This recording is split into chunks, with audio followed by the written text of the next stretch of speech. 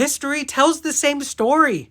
For thousands of years, humanity has produced extraordinary beauty under extraordinarily bad systems.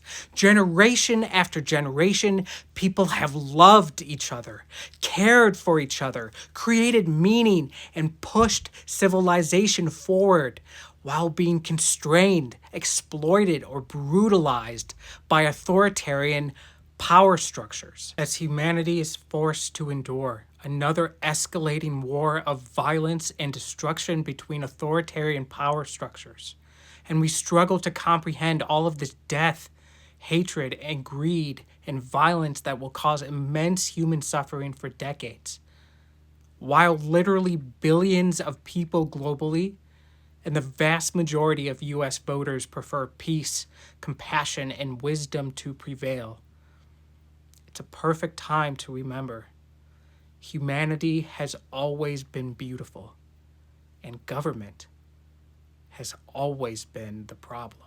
Across human civilization, there has been an ever-present dynamic between people and the systems that govern them, between humanity and government, between lived human experience and centralized political power.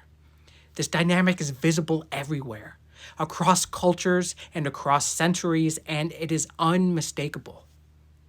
I see it clearly in the United States because this is where I am from. I have lived my life here. I know our people, and what stands out above everything else is how genuinely wonderful humanity is.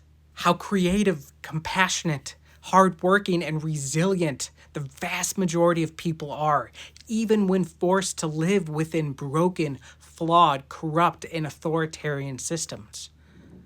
The people create beauty. The people create art, music, literature, culture, food, philosophy, and community. The people labor, often invisibly, often without recognition, to keep society functioning and to make life better for others. The people, the voters, pursue wisdom, justice, courage, temperance, empathy, and love. And we do this all despite governments that repeatedly fail us, despite corruption, despite violence, despite authoritarianism, despite systems that take instead of support, that divide instead of unite, that concentrate power instead of giving it to all voters. This is not unique to the United States. We can look across the world. We see the same pattern again and again. Vibrant cultures, brilliant thinkers, compassionate communities, people striving for goodness and justice, and alongside them, governments that are greedy, deceitful, violent, authoritarian, and profoundly disconnected from the people that they claim to represent. History tells the same story. For thousands of years, humanity has produced extraordinary beauty under extraordinarily bad systems. Generation after generation, people have loved each other, cared for each other, created meaning, and pushed civilization forward while being constrained, exploited, or brutalized by authoritarian power structures. This ever-present cycle tells us something critically important. Humanity is not the problem. People, voters, are not the problem. Authoritarian government systems are the problem. Monarchy, oligarchy, plutocracy, kleptocracy, dictatorships, flawed democracy, and all systems and structures of authoritarianism have always been the problem holding humanity back. If people were inherently the problem, goodness would not keep emerging under oppression. Creativity would not survive violence. Compassion would not persist under corruption. And yet it does, constantly, stubbornly, beautifully. The shared soul of humanity has always been overwhelmingly good, despite the horrifically corrupt and violent government systems it has always been forced to suffer under. The ceiling on human potential has never been humanity itself. It has always been the systems placed above it. Authoritarian governments claim that suffering is necessary, that violence is unavoidable, that corruption is inevitable. But human history disproves that lie every single day through the quiet heroism of ordinary people simply trying to live, love, and do good under these authoritarian systems. The tragedy is not that humanity is incapable of self-governance.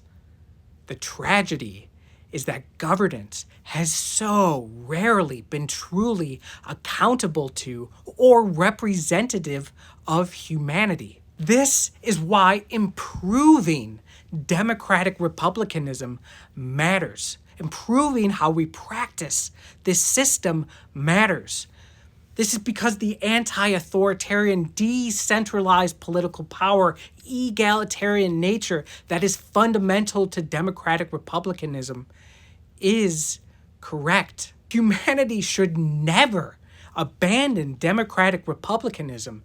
It is time, however, to finally take it seriously by modernizing and evolving our practices of democratic republicanism, creating an honest and transparent online democratic republic relentlessly dedicated to sourcing and implementing the real will of the people on every issue at every level of government, continuously and transparently, is not some utopian fantasy. It is the logical next step in human political evolution. When government stops imposing power downward and instead faithfully reflects power upward, something extraordinary always happens.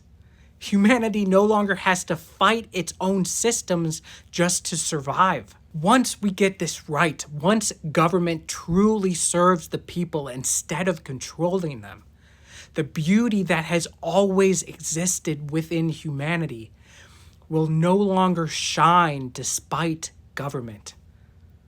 It will shine brighter than ever before because of it. This political future is why I'm running for Congress and is possible at a systemic level with the independent online political evolution on voter-directed network, where all voters are empowered to directly vote yes, no on all issues. Independent, online, democratic republics would create true and real political freedom that no population of voters anywhere have ever had before.